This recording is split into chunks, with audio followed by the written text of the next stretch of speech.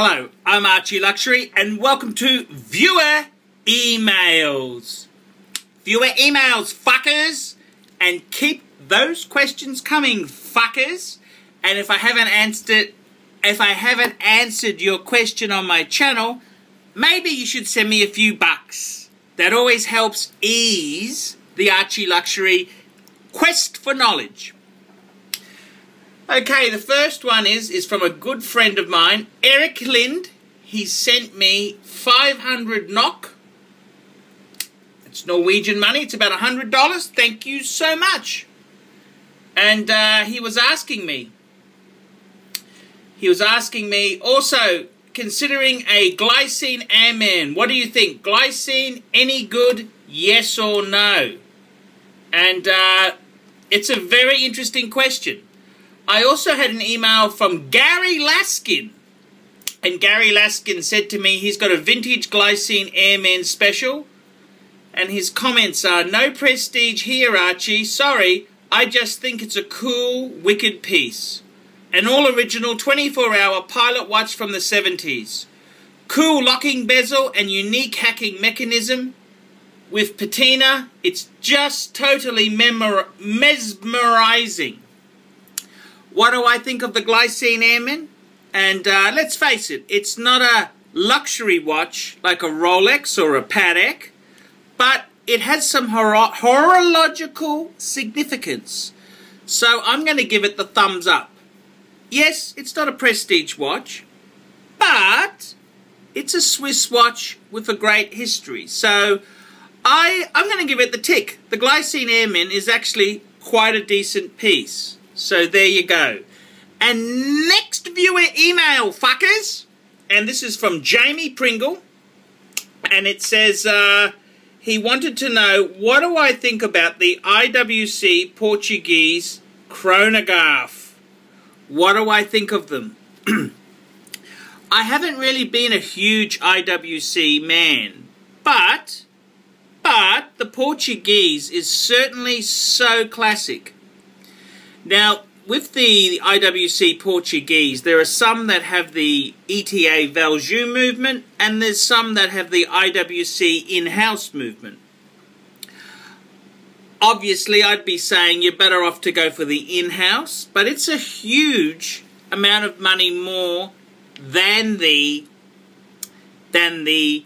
Valjoux-based movement. So the IWC itself, you know, I don't see them as huge value. You know, like, there's nothing wrong with IWC. It's a great brand, but for that sort of money, I'd be going more Jaeger-LeCoultre. That's the way I feel. So I'd have to say, what do I think of the IWC Portuguese? It's a classic. It's an iconic watch. You cannot criticize the IWC Portuguese. Is it value for money? No, not really. It's an IWC, but I can understand why someone would want one. So, in my book, it's an okay piece. Okay, fuckers, let's take a commercial break. Let's go to a sponsor and come back, fuckers. We specialize here in pre-owned Rolex watches. Rolex watch is a very special timepiece, and we always do the servicing exactly as factory specifications. We buy a pre-owned piece and we put it into brand new condition. We have Rolex certified technicians working on that. We completely disassemble the piece. We adjust and polish and change every single part of the watch. You have to have certified watchmakers that know what they're doing. If you have an expensive car, you're just not going to bring it to any mechanic that doesn't know what they're doing. You spend $5,000, it's like if you put money in the safe deposit box. And 1 or 2 years from now, you will keep having your $5,000. We have to spend a lot of money to get all this equipment together, but makes me feel I'm doing what I'm supposed to do. It's not a question of money, it's my passion. Jewelers on time, simply the best.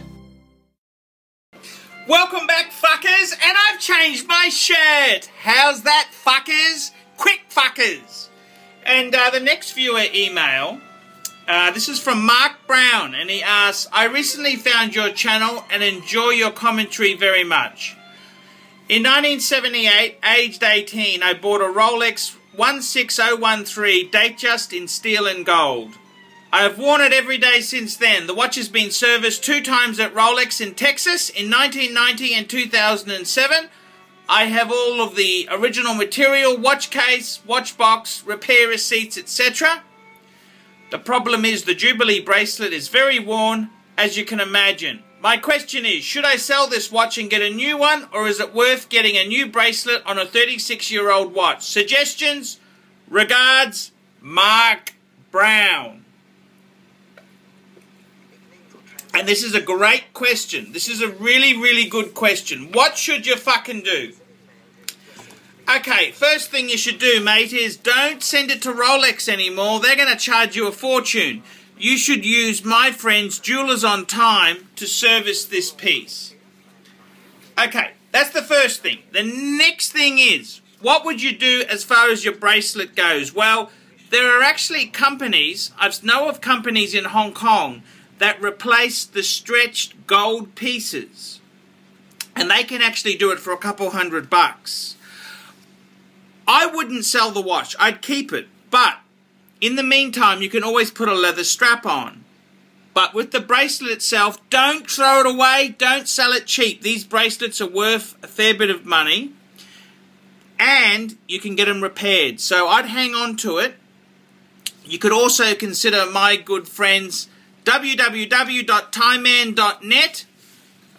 Time Man also has a few bracelets for sale occasionally. You can buy a second-hand two-tone bracelet on the used market. Reasonable money. So no, I would not. I wouldn't. Whatever you do, don't send the fucking thing to Rolex. They will charge you a mozza. But I would actually get the thing. I'd get the bracelet overhauled or buy a second bracelet, but keep the original. This shit is all worth money. Okay, fuckers, next question. And this is from George Floors. Hi, Archie. Would you choose a year 2000 Rolex Explorer 2 or a brand new Omega Speedmaster Professional if they were both the same price? Just wondering, I'm thinking of picking up a used Rolex, but I'm wanting to replace my Speedmaster automatic. Thanks, George. George, buy pre-owned. Fuck, man, you're going to buy new? Huge depreciation loss there. And I love the Speedy. Personally, George, get the Explorer 2. It's a much better, it's a great watch. Jewelers on Time. They're great resellers of pre-owned Rolexes. That's where I'd be going. I wouldn't be fucking around there, George. Straight in, go and see my good mates at Jewelers on Time. Next viewer email from Carlo Francis, and he's got a bit of an anecdote there about hookers in Toronto, in Canada. Yeah, Carlo, I don't want to talk about that on this channel. It's a family-friendly channel. But he's saying, what is your typical donation for a review on a watch? Carlo, it's about $20 US. I would like to hear your comments on various vintage subs. I just made a great video on vintage subs. Just have a look in my videos there. I'm specifically interested in the blue ones since they're the only option for a blue stainless steel sub by Rolex. By the way, I know they're considered the poor man's Rolex, but in terms of appreciation, the blue Submariners from Tudor are going through the roof. Definitely. I think the Tudor Submariners, great investment potential. And I'd much rather buy a Tudor sub than anything new. Much better investment potential with the vintage pieces there. Okay, a quick couple of holler outs. I want to say hello to Matthew Mora. Matthew Mora, I'm hoping to catch up with him. He's also got a Japanese wife. That's a great thing, Matthew. I'd love to catch up. I've also got a few videos coming in the pipeline. One on fine cutlery and dinner sets. And I've got a few reviews coming in, so that's going to be fantastic. And let's have a look here. I've got one more email in, viewer emails from Paul from Wisconsin. And he goes, I watch your videos and respect your opinion. I recently sold my Submariner and right now only have my Oris BC3. I have about 4,000 I can spend on my next watch. I am getting between one watch and Explorer. I'm deciding between an Explorer 2 or a Datejust or a Seamaster. What do you think would make me the happiest? Well, I don't fucking know. I don't know. But personally, go for the Explorer 2. They're great bang per buck. And they're really good fuckers on the used market, okay? They are cool fuckers. So that's what I'd be doing, Paul. Don't fuck around with... Datejust is cool too. My friends at Jewelers on Time have a great range of pre-owned Datejusts. But, yeah, that's always a great way to go there.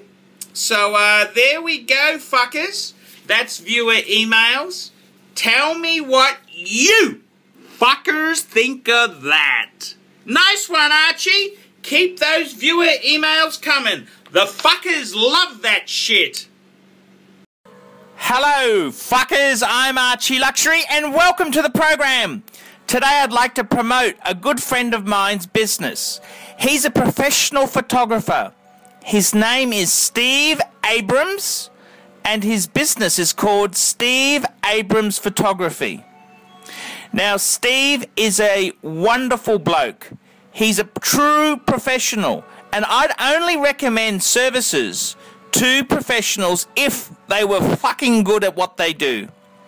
And Steve Abrams Photography, he specializes in personal portraits, couple portraits, business locations inside and out, photos for websites, and general purpose photography.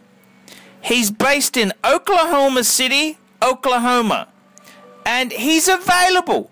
My good friend Steve is available anywhere in the state of Oklahoma, or for that matter anywhere out of state if the client is willing to come to an agreement on the travel expenses.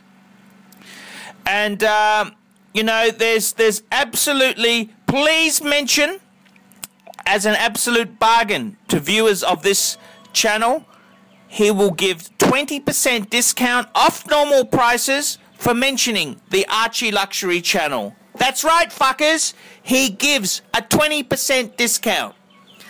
And you can see the photography on the screen. He is a professional photographer. And it's not about having the fanciest camera. It's about using that camera to great effect. And his rates are very, very modest. He charges $75 an hour or $275 for a half day or $500 for a full day, 8 hours. And that's very, very modest for a professional photographer. And if you've got a business or you want to give your honey a special surprise, why not get some professional photos done? Why not? These will last a lifetime, and it will just, you know, it'll just so fucking cool. It's so cool. And he is a professional, and I've got no qualms in recommending Steve Abrams Photography. A true professional promoted on the Archie Luxury channel. Don't forget to tell him that Archie sent you. Please contact Steve Abrams at the email address shown on the screen and let me know what you think. Thank you so much.